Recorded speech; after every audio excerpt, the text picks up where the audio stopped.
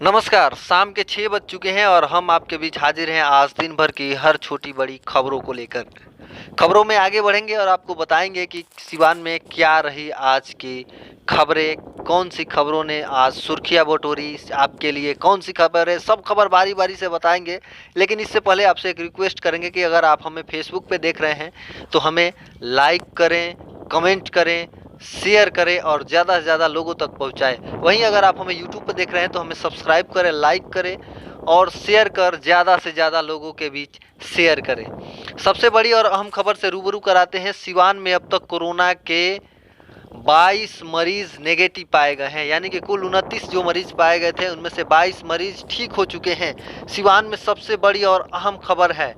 वहीं आज 9वां दिन है और सिवान में कोरोना का एक भी 9 दिनों में मरीज नहीं मिला है। तो ये सबसे बड़ी राहत खबर है आपके लिए कि सिवान में पिछले 9 दिनों में एक भी कोरोना का पॉजिटिव मरीज नहीं मिला है। इसके अलावे कुल 22 मरीज ठीक हुए हैं। लेकिन वही चिंताजनक खबर ये है कि सिवान में एक ही परिवार के जो 23 लोग कोरोना पॉजिटिव पाए गए थे उनमें से 7 लोगों की जो तीसरी रिपोर्ट आई है उसमें भी वे लोग पॉजिटिव पाए गए हैं। ये चिंताजनक विषय है हमारे पूरे सिवान के लिए और देश के लिए कि सिवान में 7 जो मरीज हैं उनकी तीसरी रिपोर्ट भी कोरोना पॉजिटिव पाई गई है। बाकी 22 तो ठीक हो चुके हैं। दूसरी खबर आपको बता दें कि सिवान जिला प्रशासन ने एक पत्र जारी किया है। उसमें बताया है कि सिवान में अब मालवाहक गाड़ियों का परिचालन शुरू होगा और इसको लेकर के गाइडलाइन भी जारी किया गया है पत्र के माध्यम से। उसमें बताया गया है कि हर 10 किलोमीटर के अंतर पे ढाबा खोला जाएगा और ढाबा प्रशासनिक अनुमति के बाद ही खोला जा सकेगा, जहां पर मास्क, सैनिटाइज़र, सोशल डिस्टेंसिंग का हमेशा पालन करने का निर्देश दिया जाएगा और इसके अलावे वहां पर खाने की अनुमति नहीं दी जाएगी। आमतौर पर देखा जाता है कि ढाबा में ही बैठ के खाने की व्यवस्था होती है, लेकिन वे व्यवस्थाएं कोरोना को लेकर नहीं रहेंगी। जो ड्राइवर होंगे, जो उसके हेल्पर होंगे, वे सभी लोग खाने को पैकिंग करके अपने गाड़ियों में ही खा सकेंगे। इसके अलावे एक जगह पर ज़्यादा गाड़ियां नहीं रुकेंगी।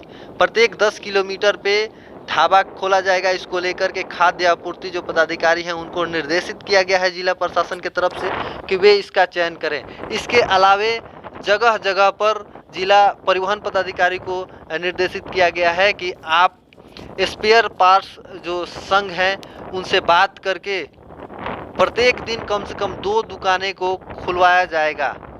उन 2 दुकानों को अनुमति दी जाएगी, ऐसे नहीं कि कोई खोल सकता है। जब तक जिला प्रशासन अनुमति नहीं देगा तब तक आप दुकान नहीं खोल सकते हैं। 2 चिन्हित दुकानों को ही प्रत्येक दिन खुलवाया जाएगा और उन्हीं दुकानों पर जो गाड़ियां होंगी और उनका मरम्मती का कार्य होगा। इसके अलावा जो टायर दुकान है वो भी इस श्रेणी में आएंगे और उन्हें भी बिना अनुमति के दुकान खोलने की अनुमति नहीं दी जाएगी। सबसे बड़ी और अहम खबर यह है कि सिवान में अब गाड़ियों का परिचालन होगा। इसको लेकर के एक पत्र जारी किया गया है जिसमें ढाबा खुलेंगे। ढाबे में खाने की व्यवस्था नहीं होगी, लेकिन ढाबे पर मास्क, सैनिटाइज़र, सोशल डिस्टेंसिंग का पालन करने हेतु आवश्यक दिशा निर्देश दिए जाएंगे। एक ढाबे पे ज़्यादा गाड़ियां नहीं रुकेंगी। प्रत्येक 10 किलोमीटर पे ढाबे खुलेंगे और टायर और स्पेयर पार्ट्स की जो दुकानें हैं वो भी खुलेंगी, लेकिन जिला प्रशासन द्वारा अनुमति मिलने के बाद। सबसे बड़ी और अहम खबर ये है। इसके अलावा आपको बता दें कि आज सिवान ज़िला में भारी बारिश हुई है और इसको लेकर सिवान के जो किसान हैं वो चिंतित हैं, क्योंकि फसल अब कई जगहों पे फसल कटनी शुरू हो चुकी है। वैसे में उनकी जो फसलें हैं वे सुखा के वे लोग उसकी दौनी करने वाले थे, वे उन पे निराशा उनको हाथ लगी है और वे फसलें पूरी तरह से भीग गई हैं। तो ये किसानों पे एक मार पड़ा है। और इसके अलावे जो स्क्रीनिंग का कार्य है, बड़हरिया से खबर आ रही है कि अब तक 85,000 लोगों का स्क्रीनिंग किया गया है और रात भर खबर है कि वहां से एक भी कोरोना का संदिग्ध नहीं मिला है। ये थी आज सिवान की खबरें। इसके अलावा आपको बता दें कि कल हमने बताया था कि IMA के साथ जिला सिविल सर्जन ने एक बैठक की थी और उसमें उनसे पूछा गया था कि जो दुकानें जो माफ़ करिएगा जो क्लिनिक खोलने थी डॉक्टरों की, वो क्लिनिक नहीं खुल रही थी। इस पर आईएमए ने उनको शर्त रखा था कि सोशल डिस्टेंसिंग के तहत, लॉकडाउन अधिनियम के तहत हमें एफआईआर अगर नहीं हो, कुछ शर्तें भी रखी थी। अगर वो शर्त मान ली जाती है, शर्तें पूरी कर ली जाती हैं, तब आईएमए खुलेगा। इसको लेकर जिला प्रशासन से उन लोगों ने मांग किया था कि अगर हम लोग अपना क्लिनिक खोलते हैं तो लॉकडाउन का उल्लंघन होगा और ऐसे में हम पे एफआईआर किया जा सकता है। अगर जिला प्रशासन उनको ये अनुमति दे कि उनको एफआईआर नहीं किया जाएगा उनके ऊपर, तो वे लोग क्लिनिक खोलने को तैयार हैं। इस बात को लेकर के कल मीटिंग हुई थी सिविल सर्जन के साथ, लेकिन इस पर अभी तक अपडेट जो आ रहे हैं कोई निष्कर्ष नहीं निकल सका है। तो इसको लेकर के सिवान के जो लोग हैं उन्हें अभी भी इंतज़ार करना होगा। प्राइवेट दवा दुकान तो खुले ही हैं, लेकिन क्लिनिकों के खुलने के सबसे बड़ी और अहम खबर आपको ये थी, एक बार फिर से बता दें कि सिवान में अब तक कोरोना के कुल 22 मरीज ठीक हो चुके हैं। पिछले 9 दिनों में एक भी कोरोना पॉजिटिव मरीज नहीं मिला है। इसके अलावे एक दुख की खबर यह है कि सिवान में अब तक जो 29 मरीज मिले थे, उनमें से एक ही परिवार के 23 मरीज थे। उन 23 मरीजों में से 7 मरीजों की जो तीसरी रिपोर्ट आई है उसमें भी वे लोग पॉजिटिव पाए गए हैं, यानी खतरा अभी तक टला नहीं है। कल हमने बताया था कि सिवान को रेड जोन से हटा के ऑरेंज जोन में डाल दिया गया है, लेकिन जिस तरह से आज जो स्थिति उत्पन्न हुई है उससे हमें साफ डरने की ज़रूरत है। हमें लॉकडाउन को पालन करने की ज़रूरत है।